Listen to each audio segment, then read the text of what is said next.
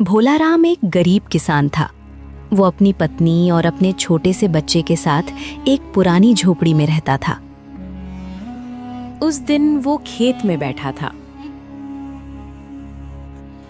कभी हल चलाता, कभी थककर जमीन पर बैठ जाता। उसके चेहरे से साफ झलक रहा था कि वो बहुत निराश है। उसी समय गांव का एक आदमी वहां से गुजरा। अरे भैया भोलाराम, क्या हो गया? इतने उदास क्यों बैठे हो? क्या बताऊं भैया, इतनी मेहनत करता हूँ फिर भी फसल अच्छी नहीं होती। लगता है मेरी किस्मत ही मुझसे रूठ गई है। अब क्या करोगे? इस वक्त तो यही सब चल रहा है। अगर हमारे गांव में जमींदार जी ना होते तो हम भूखे ही मर जाते। सो तो है भैया, ब्याज भी कम लेते हैं और मदद भी अच्छी खासी कर देते हैं। हाँ भैया, पेट की आग कभी कभी इंसान को तोड़ देती है। हिम्मत मत हारो भोलाराम, भगवान देर करता है, अंधेर नहीं। शायद कोई रास्ता निकल आए, जमींदार जी से बात कर लेना। हाँ भैया, अब उसी आस में घर लौट रहा हूँ। चलो तुम भी अपना काम करो, अब मैं भी चलता हूँ। देखता हूँ अपने परिवार का पेट भरने के लिए कुछ इंतजाम कर पाता हूँ कि नहीं। जमींदार अपने घर के सामने खड़े थे। गांव भर में उन्हें सबसे ज्यादा पढ़ा लिखा और समझदार माना जाता था। तभी एक बूढ़े आदमी, घनश्याम काका, लड़खड़ाते कदमों से वहां आए। आंखों में आंसू थे, आवाज कांप रही थी, जैसे उनकी पूरी दुनिया उजड़ने वाली हो। जमींदार जी, अब तो बस आप ही सहारा हैं। मेरी बेटी की शादी है। अगर धन नहीं मिला तो मेरी इज्जत, सब कुछ मिट्टी में मिल जाएगा। वे हाथ जोड़कर रोने लगे। अरे काका, ऐसे क्यों घबरा रहे हो? मैं हूं ना, मेरे होते हुए तुम्हें कुछ नहीं होगा। भगवान आपको सलामत रखे जमींदार जी। आप नहीं होते तो मैं बर्बाद हो जाता। जमींदार ने अंदर से धन मंगवाया और उनके हाथ में रख दिया। ले जाओ काका, ले जाओ। अपनी बेटी की शादी अच्छे से करना। घनश्याम काका बार बार धन्यवाद देते हुए वहां से चले गए। उसी समय वहां भोलाराम आता दिखाई दिया। जमींदार की नजर उस पर पड़ी तो उनके चेहरे पर हल्की मुस्कान आ गई। अरे आओ भोलाराम, आओ। कैसे हो? अरे भाई, तुम्हारे तो दर्शन नहीं होते आजकल। भोलाराम जमींदार के सामने आकर खड़ा हो गया। उसके चेहरे पर थकान थी और आंखों में छुपा हुआ दुख। ऐसी बात क्यों करते हो भोला? मेरे रहते हुए भला तुम लोगों को कोई तंगी हो सकती है क्या? मालिक, आप हैं तभी तो हम लोग हैं। आप ना होते तो हम तो कब के ही भूखे मर गए होते। वो थोड़ा रुकता है, फिर हिम्मत जुटाकर बोलता है।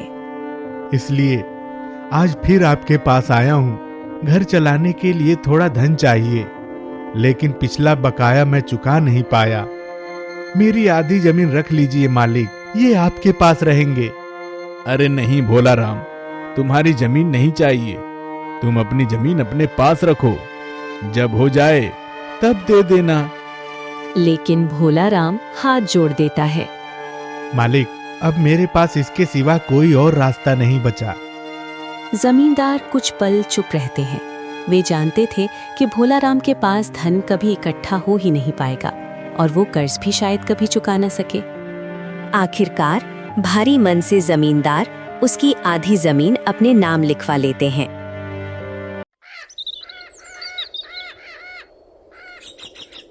भोलाराम अपने खेत में दोनों बैलों से जुताई कर रहा था।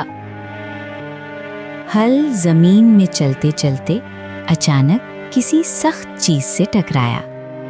अरे ये क्या है? वो झुककर देखने लगा और मिट्टी हटाई। जमीन के नीचे से एक पुरानी सी किताब निकली। ये कैसी किताब है भला, जो मेरे हल के नीचे आ गई? किताब को ध्यान से देखते ही वो चौंक गया।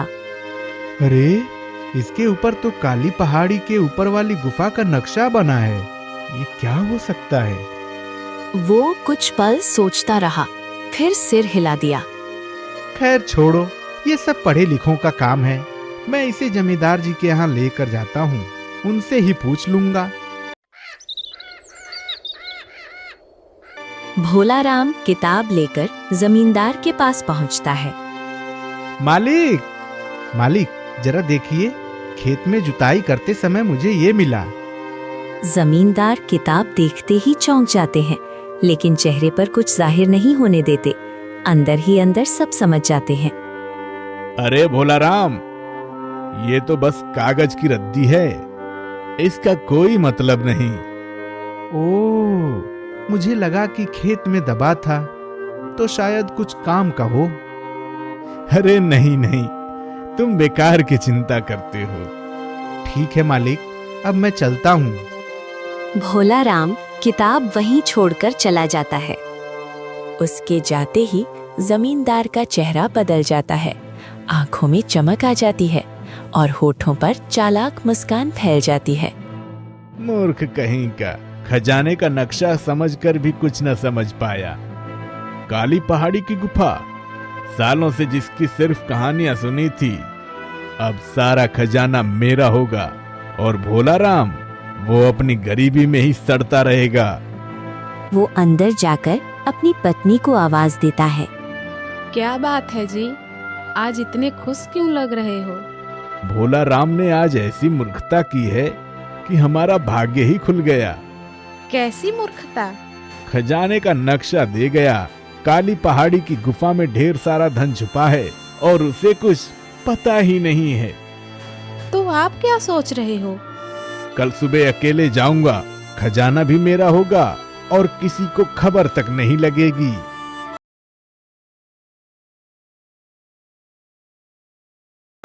अगली सुबह जमींदार काली पहाड़ी की ओर जाने की तैयारी करके घर से निकल पड़ता है।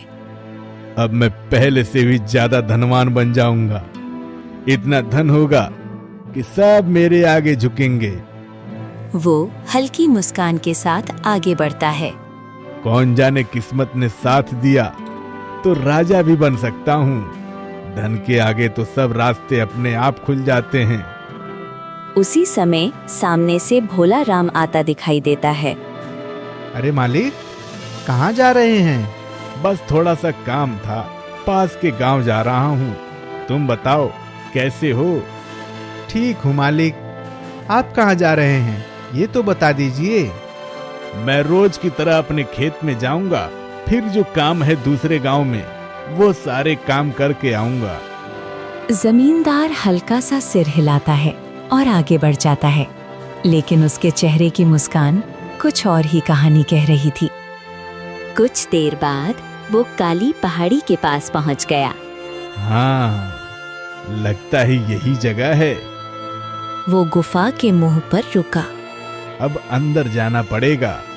थोड़ा डरावना लग रहा है, लेकिन खजाने के लिए डर कैसा? वो गुफा के भीतर चला गया। अंदर पहुंचते ही उसकी आंखें चमक उठीं। गुफा के भीतर अजीब सी चमक थी, दीवारें डरावनी लग रही थीं। अब तो अंदर जाना ही होगा, आज मेरी किस्मत चमक जाएगी।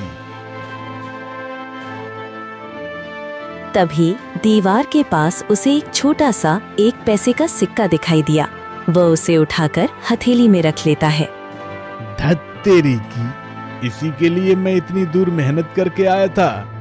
इससे ज्यादा धन तो मेरे पास पड़ा है। इस 1 पैसे से मेरा क्या होगा? गुस्से में वो सिक्का जमीन पर फेंक देता है। ऐसे धन से अच्छा तो मैं अपने घर पर ही रह जाता। अचानक गुफा के भीतर तेज रोशनी फैल जाती है। वो रोशनी सीधे जमींदार के शरीर पर पड़ती है। जमींदार चीख भी नहीं निकाल पाता और पल भर में वहीं जलकर राख हो जाता है। भोला राम खेत से काम खत्म करके धीरे धीरे अपने घर की ओर चल पड़ा। झोपड़ी में कदम रखते ही उसकी पत्नी सावित्री की चिंता भरी आवाज सुनाई दी। अब तो घर में एक दाना भी नहीं बचा है। गोपाल को क्या खिलाऊं? हम तो मान लो भूखे रह लेंगे, लेकिन वो तो बच्चा है। तुम चिंता मत करो सावित्री, मैं कल ही जमींदार जी के पास जाऊंगा, कुछ धन मांग कर ले आऊंगा। कब तक मांगते रहोगे? मांगते मांगते तो आधा खेत भी जमींदार को दे दिया। कर्ज भर नहीं पाते हो तो आखिर देना ही पड़ता है। वो कुछ पल रुकती है, फिर याद करके पूछती है, तुम बता रहे थे ना कि खेत में तुम्हें एक किताब मिली थी, क्या हुआ उसका? अरे सावित्री, क्या बताऊं, मैं उस जमींदार के पास ले गया था। उन्होंने कहा सब रद्दी है, बेकार कागज, और वहीं फेंक दिए। सावित्री की आंखें भर आती है। जो भी हो भोला राम, कल किसी तरह खाने का इंतजाम करना होगा। हाँ, कल जैसे भी हो मैं कहीं से भी खाने का बंदोबस्त करूंगा।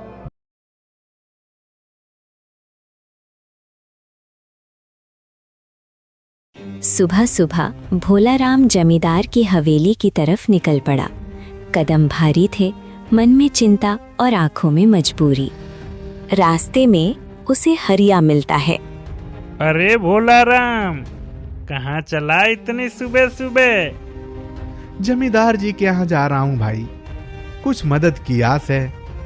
हरिया थोड़ा पास आकर धीमी आवाज में बोलता है, मैंने सुना है तुमने आधी जमीन जमींदार को दे दी। हाँ हरिया, दे दी। अरे इतनी बड़ी कीमत! और कोई रास्ता भी तो नहीं था भाई। अगर कोई और उपाय होता तो अपनी जमीन यूं ही थोड़ी दे देता। पर कब तक इतने कर्जे में डूबे रहोगे? जब तक सांस है तब तक कोशिश है, बच्चे का पेट पलते रहे, जमीन बाद में देखेंगे। हरिया कुछ कहना चाहता है, फिर चुप रह जाता है। भगवान करे तुम्हारे दिन भी लौट आए भोला राम। बस उसी भरोसे चल रहा हूँ भाई। इतना कहकर भोला राम आगे बढ़ जाता है। उसकी नजरें अब सीधे जमींदार की हवेली पर टिकी होती हैं। भोला राम जमींदार की हवेली के सामने आकर रुकता है।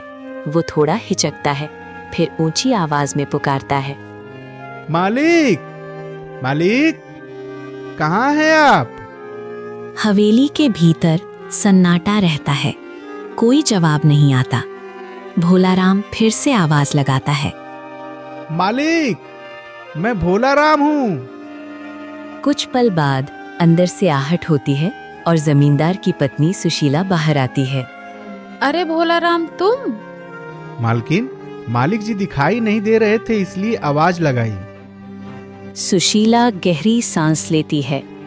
तुमने जब से वो किताब दिया है तभी से वो घर पर नहीं है। क्या किताब? हाँ, किताब तो उन्होंने रख ली थी, फिर उसी में बने नक्शे को देखकर कहीं निकल गए। कल सुबह से ही गए हैं, अभी तक लौटे नहीं। न कोई खबर, न कोई संदेश। मुझे बहुत चिंता हो रही है भोला राम। भोला राम का चेहरा गंभीर हो जाता है। मालकिन, आप घबराइए मत, मैं पता लगाऊंगा कि मालिक कहाँ गए हैं। तुम पता लगाओगे? हाँ मालकिन, जरूर। थोड़ा रुककर सुशीला पूछती है, वैसे तुम यहाँ किस काम से आए थे भोला राम? मालकिन, कुछ धन की जरूरत थी, घर की हालत बहुत खराब है। अच्छा, देखो जब वो आ जाएंगे तो उनसे ले लेना। अभी तो वही जरूरी है कि वो सही सलामत लौट आए। आप ठीक ही कह रही हैं मालकिन। सुशीला अचानक कुछ याद करके बोलती है, भोला राम, तुम्हें तो उस नक्शे के बारे में सब पता है ना? कहाँ का रास्ता है, कौन सी जगह दिखाई गई थी? हाँ मालकिन, वो जगह मुझे अच्छी तरह से याद है। नक्शा अब भी मेरे दिमाग में बैठा हुआ है। तो फिर तुम जाओ, देखो, पता करो कि वो कहाँ गए हैं, उन्हें क्या हो गया है। आप चिंता मत करिए मालकिन, मैं अभी निकलता हूँ। मालिक को खोजकर जरूर ले आऊंगा। अगर तुम उन्हें ढूंढ लाए तो मुझ पर बहुत बड़ा एहसान होगा भोला राम। ऐसी बात मत कीजिए, मालिक मेरे अपने हैं, मैं उन्हें खोज कर ही लौटूंगा। इतना कहकर भोला राम हवेली से निकल जाता है। उसके कदम तेज हो जाते हैं और आंखों में अब सिर्फ एक ही लक्ष्य होता है, जमींदार को ढूंढना। भोलाराम जमींदार की हवेली से निकल पड़ा। उसके कदम तेज थे, लेकिन मन में डर और चिंता दोनों थे। मालिक ऐसे बिना बताए कहीं नहीं जाते, जरूर उस किताब की वजह से गए होंगे। वो चलते चलते इधर उधर रास्तों को देखता जाता है। हाँ, यही रास्ता है, यही तो नक्शे में बना था, काली पहाड़ी की तरफ। अजीब जगह है, मालिक यहाँ तक कैसे आए होंगे अकेले? मालिक, मालिक, कहीं दिखाई क्यों नहीं दे रहे हैं? तभी उसकी नजर जमीन पर पड़े एक पैसे के सिक्के पर गई। अरे, ये तो 1 पैसा है। वो सिक्के को हथेली पर रखकर उसे ध्यान से देखने लगा। धन छोटा हो या बड़ा, धन तो धन होता है। जिसके पास कुछ भी नहीं, उसके लिए तो ये किसी खजाने से कम नहीं है। वो उस 1 पैसे को दोनों हाथों से सम्मान से पकड़ लेता है। तू भले ही छोटा है, पर तेरी अब भी कीमत है। इतना कहा ही था कि अचानक वो 1 पैसा उसकी हथेली से गायब हो जाता है। भोलाराम चौंक कर इधर उधर देखने लगता है। अरे, ये कहाँ गायब हो गया? उसी पल गुफा के कोने में रखी एक पुरानी संदूक पर उसकी नजर पड़ती है। संदूक के भीतर सोना, चांदी, हीरे और मोती चमक उठते हैं। भोलाराम की आंखें फैल जाती हैं। वो कुछ पल तो बोल ही नहीं पाता। तभी गुफा में एक अदृश्य वाणी गूंजती है। भोलाराम, तुमने 1 पैसे का सम्मान किया है, इसलिए ये सारा धन तुम्हारा है। भोलाराम घबराकर इधर उधर देखता है। धन का मूल्य उसके आकार से नहीं, उसके सम्मान से होता है। जमींदार ने उसी 1 पैसे का अपमान किया, उसकी कीमत नहीं समझी, इसलिए वो जलकर भस्म हो गया। आप कौन हैं आप? ये सब चमत्कार कैसे? लेकिन अब कोई आवाज नहीं आती। गुफा फिर से शांत हो जाती है। अगर ये धन मुझे मिला है, तो मैं इसे कभी गलत काम में नहीं लगाऊंगा। वो संदूक को संभाल कर उठाता है और भारी कदमों से गुफा से बाहर निकलकर अपने घर की ओर चल पड़ता है। भोलाराम घर की देहरी पर आकर जोर से बोला, अरे सावित्री, कहाँ हो तुम? जरा बाहर आओ, देखो मैं क्या लाया हूँ। सावित्री घबराई सी अंदर से बाहर आई। उसकी नजर जैसे ही संदूक पर पड़ी, वो ठिठक गई। ये क्या है जी? इतना सारा धन? वो पास आकर देखती है, सोना, चांदी, हीरे, मोती। इतना धन? हमारे पास तो इतना खेत भी नहीं। कौन बेवकूफ होगा जो इतना कम जमीन के बदले इतना धन दे देगा? भोलाराम हल्की मुस्कान के साथ बोला, अरे सावित्री, तुम तो बिल्कुल भोली हो। मैं जमींदार को ढूंढने गया था, लेकिन उसकी लालच ने उसकी जान ले ली। ये क्या कह रहे हो जी? भोलाराम गहरी सांस लेकर सारी बात एक एक करके बता देता है। मैंने उस 1 पैसे को धन समझकर उसका मान रखा, और उसी के बाद ये सारा खजाना मुझे मिला। तो भगवान ने आखिर हमारी सुन ही ली।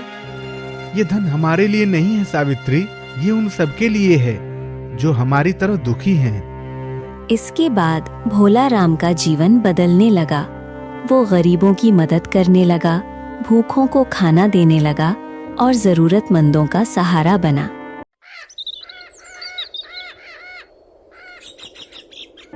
कुछ ही दिनों में उसने अपने परिवार के लिए एक अच्छा सा घर भी बना लिया। रामलाल धीरे धीरे भोलाराम के घर के सामने आकर रुके। उम्र झुक चुकी थी, आंखों में डर और लाचारी साफ दिख रही थी। भोलाराम बेटा, अब तो तुमसे एक ही आस बची है। बेटी की शादी तय हो गई है, लेकिन लड़के वालों ने दहेज मांग लिया है।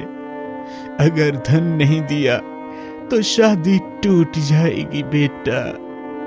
अगर ऐसा नहीं हुआ तो मेरी जिंदगी जीने लायक नहीं रहेगी बेटा।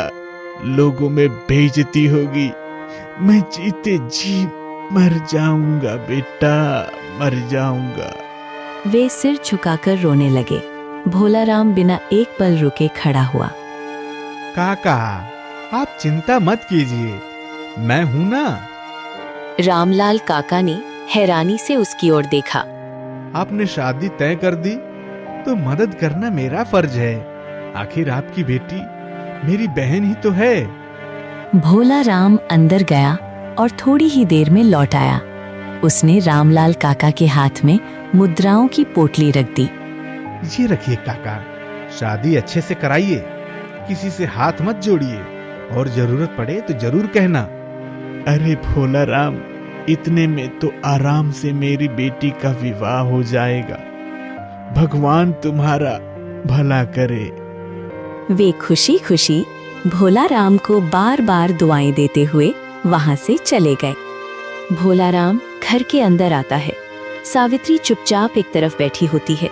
चेहरे पर नाराजगी साफ दिख रही थी। क्या हुआ सावित्री, ऐसे चुप क्यों बैठी हो? क्या बताऊं, सोच रही थी अगर तुम ऐसे ही सबको धन देते रहे तो हमारे पास बचेगा क्या। भोलाराम कुछ बोलने ही वाला होता है, पर सावित्री की बात रुकती नहीं। हमारा भी तो बेटा है, उसका भी भविष्य है, क्या सारा धन बांट दोगे? सावित्री, ये धन मुझे यूं ही नहीं मिला, ये लोगों की मदद करने के लिए मिला है। मैं उसी काम में लगाऊंगा। तो क्या सिर्फ दूसरों के बारे में ही सोचोगे, अपने बेटे के बारे में नहीं? मैं उसके बारे में भी सोचता हूँ, लेकिन अगर आज हम दूसरों का सहारा नहीं बनेंगे तो इस धन का मतलब ही क्या रह जाएगा। सावित्री कुछ पल चुप रहती है, फिर धीरे से बोलती है। आधा धन तो तुमने बांट ही दिया है, जो आधा बचा है कम से कम उसे तो अपने बेटे के लिए रखो।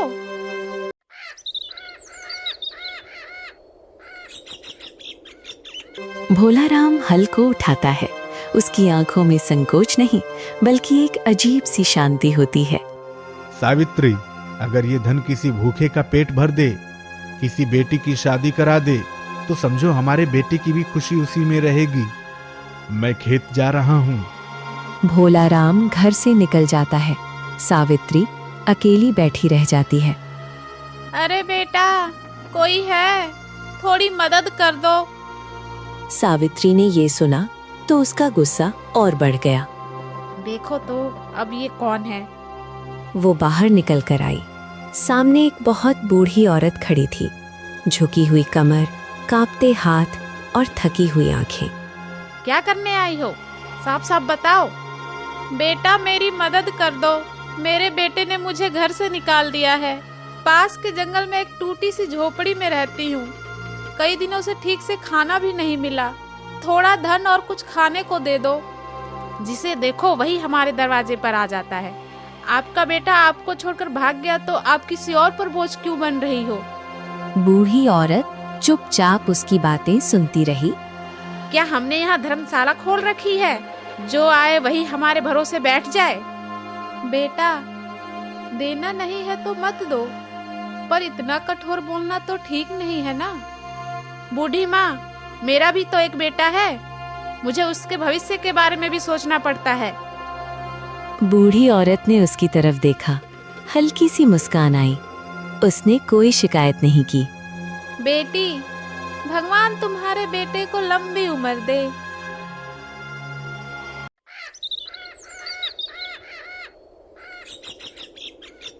कुछ देर बाद भोलाराम घर लौटता है। सावित्री, तुमने शारदा काकी की मदद क्यों नहीं की? तुम्हें कैसे पता उनका नाम शारदा है? उन्होंने ही मुझे अपनी पूरी कथा बताई। तुम्हें ऐसा नहीं करना चाहिए। क्यों नहीं करना चाहिए? अगर सारा धन बांट देंगे तो हमारे बेटे के लिए क्या बचेगा? तुम गलत कर रही हो सावित्री। दोनों अंदर गए ही थे कि अचानक उन्होंने देखा उनका बेटा बिस्तर पर बेहोश पड़ा था। ये क्या हो गया मेरे बेटे को? जल्दी वैद्य जी को बुलाओ। कुछ ही देर में वैद्य जी आए। नाड़ी देखकर गंभीर हो गए। अब इसे ठीक करना मुश्किल है। ऐसी हालत बहुत देर तक रही तो जान को भी खतरा हो सकता है। ये सुनते ही दोनों के पैरों तले जमीन खिसक गई। कोई उपाय बताइए वैद्य जी, कोई उपाय। कोई भी उपाय बताइए। इसकी बीमारी बड़ी विचित्र है। मुझे लगता है तुम्हें जंगल में रहने वाले बाबा विशिष्ट के पास जाना चाहिए। उसी समय भोलाराम जंगल की ओर निकल पड़ा। कुछ समय बाद कुटिया के सामने पहुंचकर भोलाराम हाथ जोड़ता है। प्रणाम बाबा। बाबा विशिष्ट ने धीरे धीरे अपनी आंखें खोली। तुम्हारे बालक की बीमारी साधारण नहीं है। बाबा, मेरे बेटे को क्या हो गया है? उसे बचा लीजिए। जिस उत्तर की तुम तलाश कर रहे हो वो मेरे पास नहीं है। तो फिर बाबा किसके पास है? उसका जवाब वही बूढ़ी औरत दे सकती है जिसे तुम्हारी पत्नी ने भिक्षा देने के लिए अपने दरवाजे से लौटाया था। शारदा काकी? हाँ, वही शारदा जिसका अपमान हुआ था। उसी से समाधान मिलेगा। भोलाराम जंगल के भीतर उस कच्चे रास्ते पर चल रहा था। दिल घबराया हुआ था। आंखों में बस बेटे का चेहरा घूम रहा था। थोड़ी दूर जाने पर उसे झोपड़ी दिखाई दी। शारदा काकी, ओ शारदा काकी, बाहर आओ। कुछ पल बाद वही बूढ़ी औरत सामने खड़ी थी, शांत, गंभीर और गहरी नजर वाली। काकी, मेरी पत्नी की सजा मेरे बेटे को मत दीजिए। उसने नादानी में कड़वे शब्द कह दिए, पर सजा मेरे बच्चे को क्यों मिल रही है? मैं वो सारा धन आपको लौटा देता हूँ। बस मेरे बेटे का जीवन बख्श दीजिए। तुम्हारी पत्नी को अब भी ऐतराज होगा। नहीं काकी, उसे सब समझ में आ गया है। जब से उसने जाना है कि बेटे की ये हालत उसकी गलती से है, तो वो बार बार अपने किए पर रो रही है और माफी मांग रही है। क्या आप कोई जादूगरनी है काकी? शारदा काकी हल्की मुस्कान के साथ सिर हिलाती हैं। मैं कोई जादूगरनी नहीं हूँ भोलाराम। जो खजाना तुम्हें मिला था वो कोई साधारण खजाना नहीं था, वह शापित खजाना था। शापित? हाँ, उस खजाने की देखभाल और रक्षा करना ही मेरा काम है। मुझे कुछ समझ नहीं आ रहा काकी। इतनी सी बात के लिए इतना सब क्यों हो रहा है? सब समझ में आ जाएगा भोलाराम, पर उसके लिए तुम्हें एक कहानी सुननी होगी। तो सुनो। आज से लगभग 50 वर्ष पहले की बात है। एक शांत गुफा और सामने बैठे थे बाबा विशिष्ट। उनके सामने हाथ जोड़कर बैठी थी एक समझदार लेकिन अकेली शारदा। बाबा, मैंने अपनी सारी जमीन जायदाद बेच दी है। अब मेरे पास जो भी धन है मैं उसे अपने लिए नहीं रखना चाहती। तो फिर तुम चाहती क्या हो शारदा? मैं चाहती हूँ बाबा, यह धन किसी ऐसे इंसान को मिले जो लालच से दूर हो और जरूरतमंद की मदद करने से कभी पीछे ना हटे। लेकिन दुनिया में ऐसे लोग बहुत कम होते हैं। इसलिए बाबा, मैं इस धन की परीक्षा लेना चाहती हूँ। अगर परीक्षा लेनी है तो इस धन को साधारण नहीं रहने दिया जा सकता। पर ये धन उसी को मिले जो इसके योग्य हो। तब सुनो शारदा, ये धन अब शापित खजाना बनेगा। शारदा चौंकती है लेकिन डरती नहीं। शापित? हाँ, इस खजाने की पहचान के लिए वहां केवल एक पैसा रखा जाएगा। जो उस एक पैसे की असली कीमत और उसका महत्व समझ लेगा, वही उस पूरे धन का सच्चा अधिकारी होगा। और अगर कोई लालच में आ गया तो उसके घर में मृत्यु निश्चित होगी। फिर गहरी खामोशी छा जाती है। कुछ पल बाद बाबा फिर बोलते हैं। और सुनो शारदा, तुम स्वयं इस खजाने की रक्षा करोगी। मैं तैयार हूँ बाबा। समय समय पर तुम लोगों की परीक्षा लोगी, कभी भिक्षा के रूप में तो कभी एक बूढ़ी औरत बनकर। जो मन से देगा वही सच्चा होगा। मैं ये परीक्षा स्वीकार करती हूँ। शारदा काकी भोलाराम की ओर देखती हैं। और मैं उसी की परीक्षा लेने आई थी भोलाराम, तुम्हारे घर भिक्षु बनकर। भोलाराम का सिर झुक जाता है। लेकिन तुम्हारी पत्नी ने मुझे भगा दिया। उसी अपमान का परिणाम तुम्हें मिला। काकी, मेरी पत्नी से गलती हो गई। परीक्षा धन की नहीं थी भोला राम, मन की थी। लेकिन मेरा बेटा कैसे ठीक होगा काकी?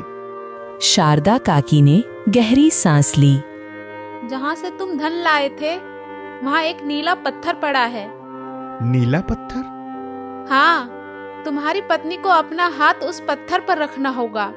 अगर सूरज की धूप उस पत्थर से होकर तुम्हारे बेटे पर पड़ेगी तब वह सांप से मुक्त हो जाएगा। भोला राम ने दोनों हाथ जोड़ दिए।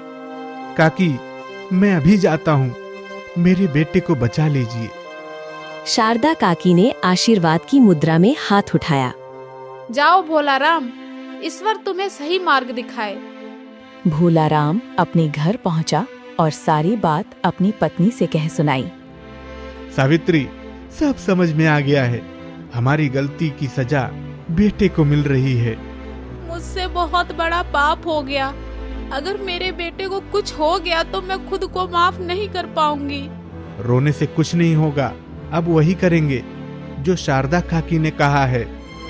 अगली सुबह भोला राम उसी जगह पहुंचता है जहां से उसे वो धन मिला था। चारों ओर सन्नाटा था। गुफा के पास जमीन पर एक नीला पत्थर पड़ा चमक रहा था। भोला राम उसे दोनों हाथों से उठाता है। हे भगवान, मेरे बेटे की रक्षा करना। वो पत्थर लेकर तेजी से घर लौटता है। भोला राम नीला पत्थर जमीन पर रखता है। सावित्री अपना हाथ उस पत्थर पर रखती है। उसी पल सूरज की तेज धूप पत्थर से टकराकर एक उजली किरण बन जाती है। वो रोशनी सीधी उनके बेटे के शरीर पर पड़ती है। कुछ पल तक सब शांत रहता है। फिर बच्चे की उंगलियां हिलती हैं। भोला राम, देखो। माँ, सावित्री फूट फूट कर रो पड़ती है। आज समझ में आया, धन से बड़ा इंसान का धर्म होता है।